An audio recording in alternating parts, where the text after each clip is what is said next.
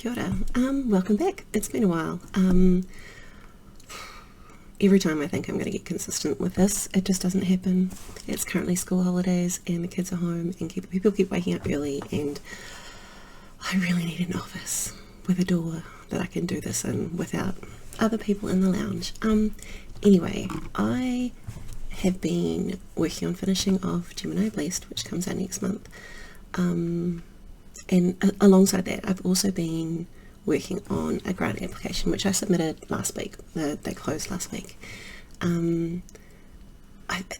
So here in New Zealand, we have this system, Creative New Zealand offers some funding, and you put in applications, and then an assessment panel decides who gets the money. They've just kind of changed everything here, where like individual artists, so writers, I think it's, what other art forms? There's like music and theatre and stuff like that, all kind of can apply for this creative fellowship, which is what I've done, and it's made me really stop and think about what I want from my writing and from my career, and I think it's a good thing to do on a regular basis, and I keep thinking about it over and over. I like to say that every 6 months I have like a existential author crisis because I'm constantly thinking about what I want, and the reality is that I love writing in so many different genres and doing so many different things that it's very hard for me to stay the course on one type of thing, and I know that if I had been able to do that, I probably would sell more books from self-publishing anyway, or have made more advances in my traditional career, or any other number of things. But I like a lot of things and I can't change that, and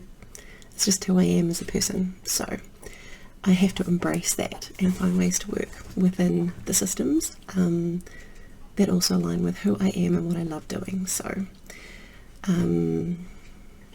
yeah, a lot of the writing I've been doing lately is work has been like writing adjacent, judging competitions, selecting mentees, being a mentor, assessing manuscripts, editing, writing profiles, doing all sorts of bits and pieces, teaching workshops.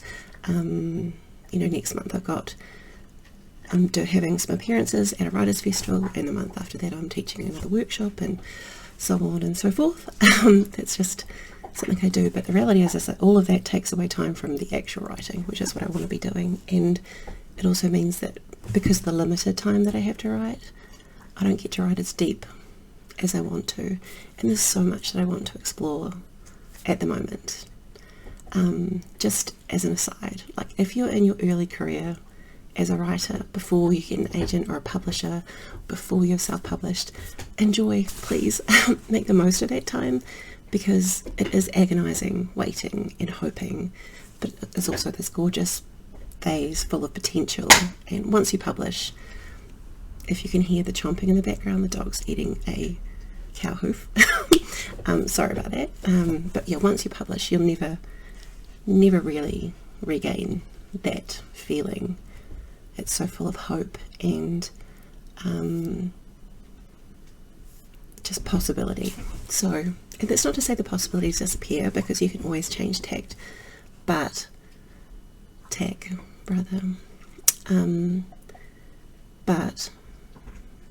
phase is actually quite special, so make the most of it. Stop wishing for the future kind of thing, because it'll get here before you know it, and then you'll kind of go, oh, I miss those days when I could do this or that, and I do miss those days, when I had plenty of time to critique other people's writing and enter competitions and write completely random things and try all sorts of different stuff out without feeling like I was damaging my career or not making the advances that I want to make. So anyway, this is a whole new system for us this time, so none of us really know what to expect, and they're kind of asking different questions than they used to. So it's a little bit nerve-wracking because it's new and that happens. I took it as an opportunity to be really honest with myself about where my frustrations are and how much control I have over them. And I'm actually really grateful that I've, been able to take that time to do that. So it had its benefits. Even if I don't get a grant, it has its benefits because I got to think deeply about where I am and where I want to be. Because the truth is, I'm not where I want to be. Which isn't me saying I'm a terrible writer, because I'm not. I know I can write a book. I can tell a good story. I have skills that I've worked on for years. I'm an award-winning author. There's all these kind of things that kind of say, hey, Cassie, you actually know what you're doing. But I haven't been able to take the risks that I want to take or push harder or deeper with my writing like I want to. A kid woke up. Seriously, this is why I need an office. Anyway, there are other books I want to write than the kind that I'm writing right now. I want to learn things, new things. I want to experiment and grow as an author, and to do that I need time, but I don't have time, and I can't make time because I have 3 teens and the cost of living always seems to be going up, and so I need to keep on taking on writing adjacent jobs to supplement our family income. But the reality is I also can't work a real job because my kids are high needs, and so I just kind of have to make the work happen and make it happen here in the house where everyone is. So it's kind of like this vicious little cycle of not having enough space or money or time to kind of break out of this cycle. So that's why I applied for a grant, because money can buy you time and space. It could help me promote my published books so that I'm making more money off them. It could help me to get an office of some sort in one way or another, something with a door, and it means that I can stop doing all the other jobs all the time so that I actually have the time to do the learning and growing that I want to do. I have this whole stack. This is part of the stack, but not the whole stack of books that I want to work through slowly and learn from. And there's so many more. I mean, I have multiple. There's books everywhere. I need a new bookshelf. I could buy a new bookshelf with grant money, but even if I don't get it, now I know why I'm stuck in this cycle of frustration, and I'll just have to be more creative about how to get out of it. It's very frustrating though. I think my whole life is currently frustrating. There's just all of these little things, chronically ill, so I'm exhausted all the time, and that doesn't help either. But I need to find a way, because I have this desperate urge to write more and write deeper. What are you doing, puppy?